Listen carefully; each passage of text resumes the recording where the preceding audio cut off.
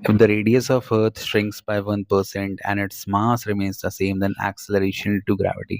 AIIMS 1994 का question है, जब मैं 3 साल का था। क्या बात है, देखो यहाँ पे।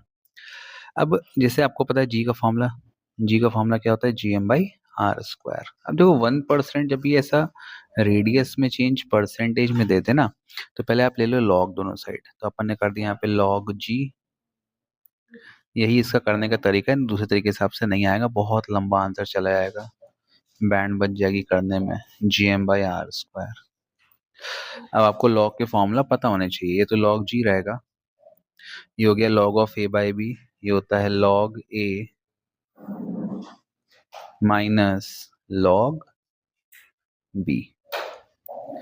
अगला आगे बढ़ते हैं, log g is equal to, अब यहाँ लगेगा ये एक अलग, फिर g और m अलग अलग हैं, तो ये हो गया log of a into b। ये होता है log a plus log b minus जो भी यहाँ पे पावर होता है सामने मल्टीप्लाई हो जाता है, 2 log r।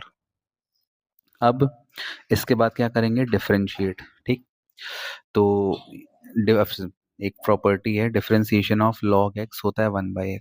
ठीक, तो मैं सबका जब डिफरेंशिएशन करूंगा तो यहाँ मिलेगा dg/g।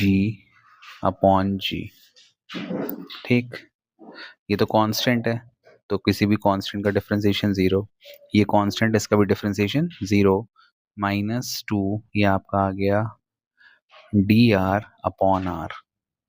अब कह रहा है कि रेडियस श्रिंक हो गया बाय 1%, मतलब dr/r इंटू 100, दोनों साइड 100 मल्टीप्लाई कर दो, यहाँ भी कर देता हूँ इंटू 100, जगह कम है।